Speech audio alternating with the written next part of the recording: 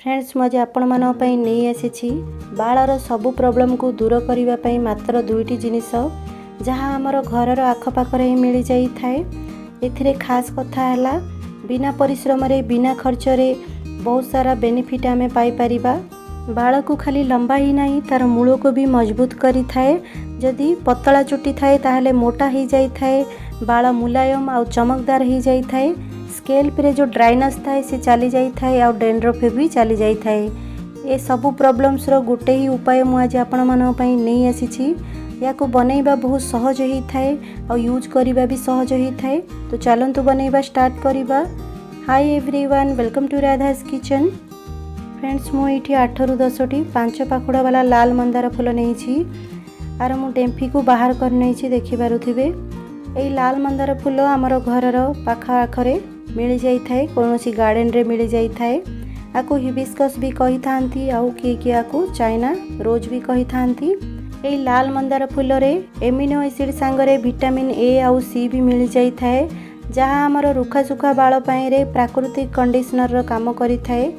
आग काल रे लोक माने नड़िया तेल सांगरे एई लाल मंदार फूल को मिसई किछि समय गरम कर साला परे भल से ठंडा करिकी बाळ रे लगाउथिले, बहुत फायदा होतुला। एबे भी साउथ इंडिया रो लोक माने नड़िया तेल रे एई मंदार फूल को गरम करी तेल को ठंडा कर साला परे बाळ रे लगांती, जहाँ 100% फायदा है थाए। देखंतु मु एठी एई मंदार फूल को भल से खंड करी नेछि, माने पंखुड़ी को अलगा करी नेछि। एबे आकु साइड रे रखिबा। फ्रेंड्स मु एठी किछि भूसंग पत्र नेछि। एई भूसंग पत्र को डेली खाइबारे आमे जदि यूज करिबा ताहले आम शरीर पई रे बहुत फायदा है थाए। एथिरे एमिनो एसिड सांगरे बीटा कैरोटीन थाए, जहाँ आमर बाळ को मजबूत कला और लंबा बनैबारे सहायता करि थाए। एथिरे बहुत सारा एंटीऑक्सीडेंट भी थाए, जहाँ कि आमर हेयर फॉल्स को बंद करि थाए। एई भूसंग पत्र आम शरीर पई रे बहुत फायदामंद है थाए। बाळ पई रे एहा गोटे प्रकृतिर वरदान अछि। एबे आकु मु डिम्फेरु बाहर कर नेछि, आपण देखि पारुथिबे। मु एठी लाल मंदार फूल आउ भूसंग पत्र आउ गोटे कप नड़िया तेल नेछि। एबे आकु आमे कुक करिबा। गैस ऊपर गोटे पैन को गरम करिबा। एथिरे गोटे कप नड़िया तेल पकेइबा आउ आमे जो बाहर करके रखिथिले भूसंग पत्र आउ मंदार फूल एथिरे ऐड करिबा। लो टू मीडियम फ्लेम रे 10 रु 15 मिनट जाई आकु कुक करिबा। बेसी हाई फ्लेम रे जदि आमे आकु कुक करिबा ताहले फूल आउ जो भूसंग पत्र अछि से सब पोड़ी जाई थाए, कला हे जाई थाए आउ आमको भल बेनिफिट मिली न थाए। सेति पई लो टू मीडियम फ्लेम रे बारंबार एई भली चलौथिबा आउ कुक करिबा 10 रु 15 मिनट जाए। देखंतु एटी 10 मिनट हैला परे तेलर कलर चेंज हो जाइछि आउ फूल आउ पत्रर भी कलर चेंज हो जाइछि, आपण देखि पारुथिबे। आउ 4 रु 5 मिनट आकु कुक करिबा। बहुत सुंदर भाव में तेल तैयारी हो जाई थाए, बहुत कम समय रे रेडी हो जाई थाए आउ बहुत बेनिफिट भी मिली थाए।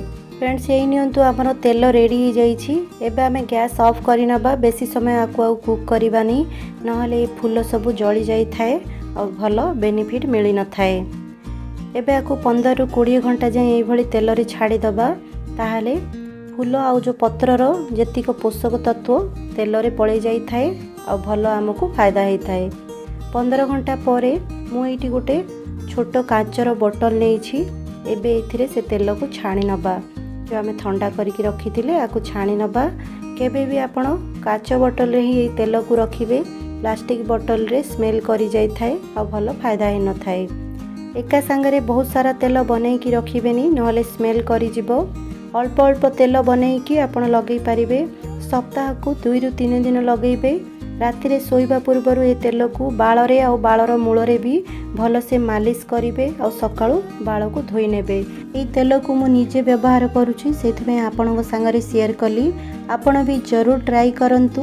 वीडियोटी भल लागिले वीडियो को लाइक शेयर जरूर करिवे और चैनल को सब्सक्राइब न करिथिले सब्सक्राइब भी करि नेबे। Friends bye bye and take care.